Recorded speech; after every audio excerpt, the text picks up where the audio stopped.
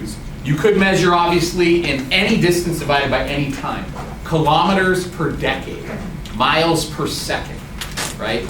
Light years per eon, okay? Like, depending on whatever you want, any unit of distance over any unit of time. What about acceleration?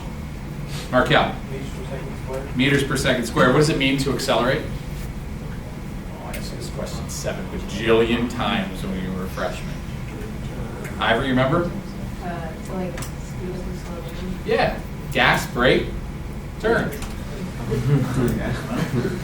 Speed up, slow down, or change direction, right? Those are the three things. If you wanted to say it, the shortcut way of saying all that together is just to say to change your velocity.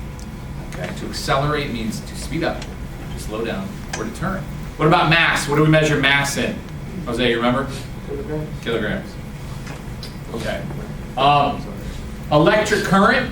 This is a weird one. You have to kind of maybe look it up. Carlos? What? Watts actually measures power. So you're close. Remember, watt is the unit of power. Marissa, you remember? Yeah, it's amps. It's amperes, or amps for short. Okay? Really quickly, we're talking about units as opposed to the math symbol.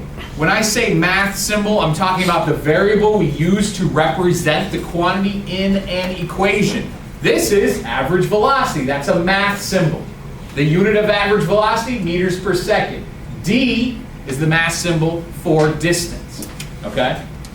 The math symbols for each of these, I'll just write them in here so you know. Velocity would be V. Little subscript down here, average, or a little F for final, indicate what it is. Acceleration would be A. Mass is M. Electric current is actually a capital I. That one's a little weird. Okay? You will need to know all of this. I don't want little tiny things like identifying units to slow you down in the problem-solving process. If you are solving a problem and it says there are 3 amps with a capital A in a problem, okay, you should immediately know, oh, that's current. That should not slow you down. You need to memorize these so you can identify them, okay? You're traveling at 60 miles per hour.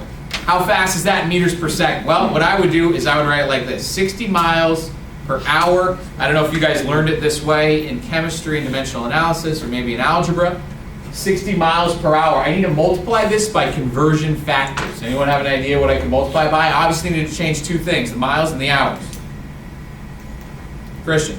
1 hour or 60 minutes. 1 hour, 60 minutes? Lucky one. Yeah, go ahead.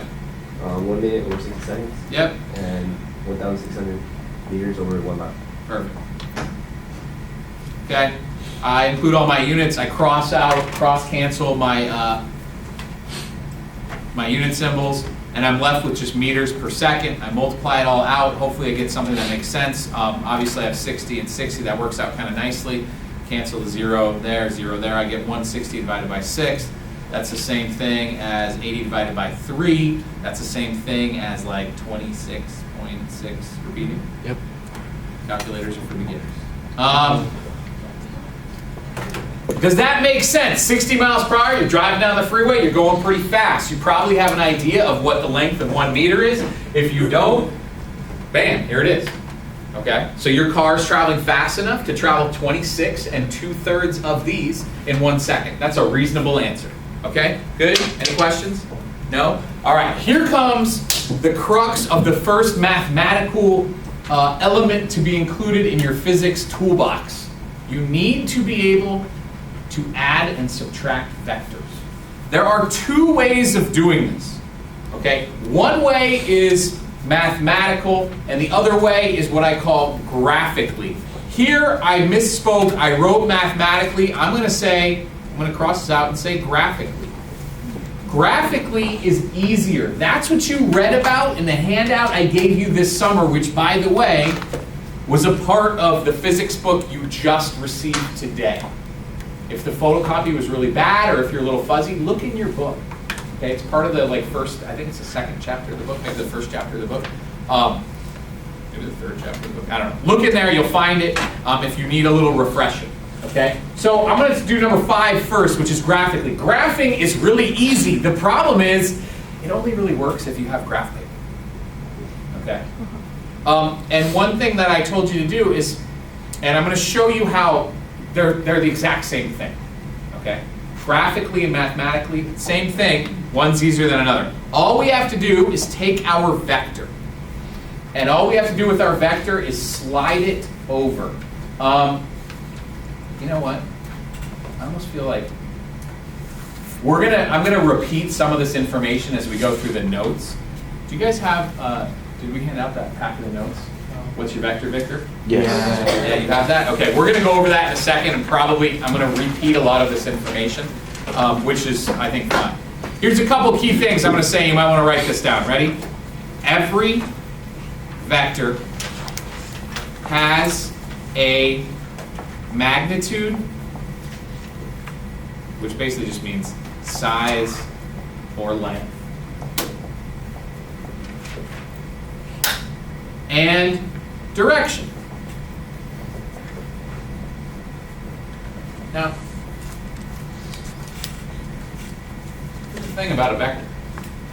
It doesn't matter where that vector is. Let's assume that this is my vector and it's pointed out in that direction. It's exactly 1 foot long because it's a ruler. Okay? My point is, this vector is exactly the same whether it's here or there. It's different if I turn it or tilt it. That changes the vector. But if you have a vector and you slide it, move it up and down, translate it any direction you want, it's still the exact same vector. All that matters is how long it is and what angle it forms. Okay, as soon as you rotate it or shrink it, or I won't break it, but question? Are we gonna learn how to do it like three-dimensional? Three-dimensional vectors? Yeah. Let's work on two-dimensional vectors first, okay, and then we'll get there. What's great is that this actually scales incredibly well. If you're really good, first of all, we didn't even talk about one dimension. Okay, one dimension is really easy if you only have vectors that point forward or backwards. That's what we did when you were freshmen. Okay, but now you have the mathematical skills to deal with angles, so now we can deal with vectors in 2 dimensions. It doesn't take much to leap into 3 dimensions. It's harder spatially to picture it, but you can use the same mathematics to solve vector problems in as many dimensions as you want, in n dimensions. And then we can start talking about string theory, and we'll just skip all this stuff and just go straight into theoretical astrophysics. How about that? You could do that, and people do use the same level of math, and it's a really hard leap to get up that high. But anyway, my point is you can slide vectors around wherever you want, and you don't change them. Question? Sure. All right. So every vector has a magnitude and direction. The other thing you should think about is that every vector, and I'm going to say at an angle, every vector, I'm going to put this like in parentheses, at an angle. So kind of what I'm saying when I say at an angle, I'm not talking specifically about just horizontal vectors or just vertical vectors, anything otherwise.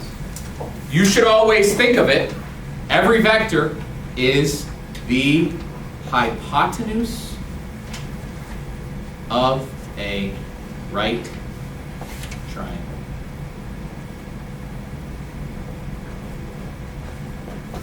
Right triangles are awesome. That's why they're called right triangles. They're not called wrong triangles. they're right. They're great because 2 things, probably more than 2 things, are true in every single right triangle. One is that sine, cosine, and tangent, those ratios, which are already built into our calculator. God bless America. Awesome, right? Sine, cosine, tangent, boom. We can solve a lot of problems with right triangles by using these buttons that give us these proper ratios, right? What else is true about every single right triangle? It rhymes with trimagrium delirium. Close enough. Yeah, Pythagorean theorem, right, is true for every single right triangle. Also useful. Okay? And we're going to use this when we mathematically solve. We're going to use this first one for graphically solving vectors, and the second one for mathematically solving vectors. Graphically is easier, so now let's take a look at this. All you have to do is take one vector and slide it up to the top. So I notice that this vector, let's see, it goes out 1, 2, 3, 4 to the right, and it goes up 1, 2, 3. In fact, I'm going to show you different ways that you could label this vector. One way you could label this vector is that you could just say it's, let's just call it, how about I call it vector B. This is vector A. So you could label vector B.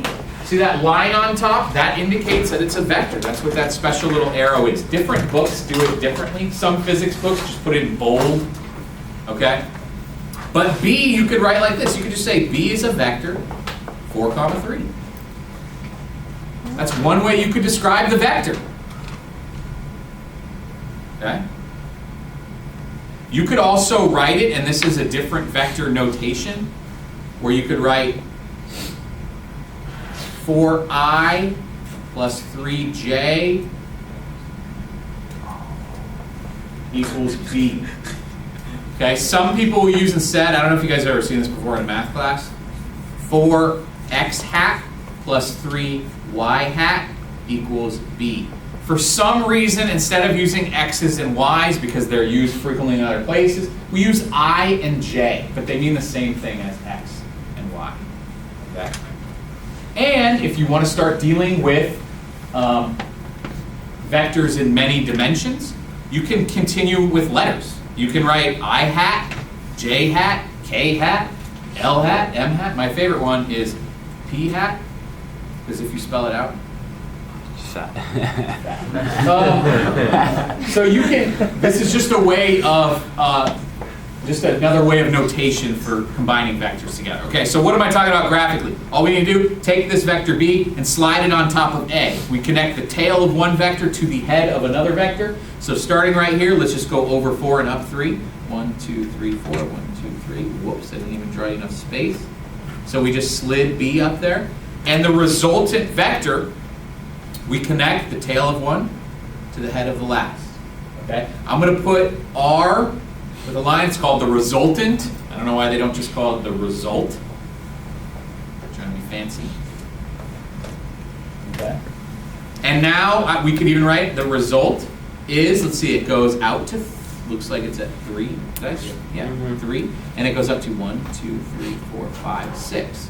So our vector here we could write is 3, 6. Okay? 3, 6. This is 7. 1, 2, It goes 3, out of 4, the 5, thing. 6, 7. It's 7. Oh. 7. My bad. Yeah, my graph. See, even graphically it screws up. My graph's just not big enough. That's my fault. Okay? What? Down here? Well, let me show you, okay? If you write vectors this way and you have a graph, it becomes incredibly easy, especially using vector notation. Vector B was 4, 3. What's vector A? What's vector A written in this coordinate form? What's vector A? Mia? -1, 4. Yeah, -1, 4. Look what happens when you just add the components together. -1 plus 4 is 3. 4 plus 3 is 7. Wow. Makes life a lot easier, right? So that's one way to solve this problem, but we're not done. We just know where it points, but we probably also want to know some other characteristics about this vector, because there are other ways to label it. Yes, I can say that R equals 3I hat plus 7I hat, but that doesn't tell me how long the vector is. Okay, so how do we figure out the length of the vector? It's pretty easy because it's a right triangle. This side's 3, this side's 7, PT cruiser. It's Pythagorean theorem. Oh. Try to keep up, you guys. Come on, you hop in the PT cruiser. Where's the cruiser? All right. So we know the magnitude is equal to the square root of 3 squared plus 7 squared. So that's 9 plus 49. That's the square root of 58. Okay.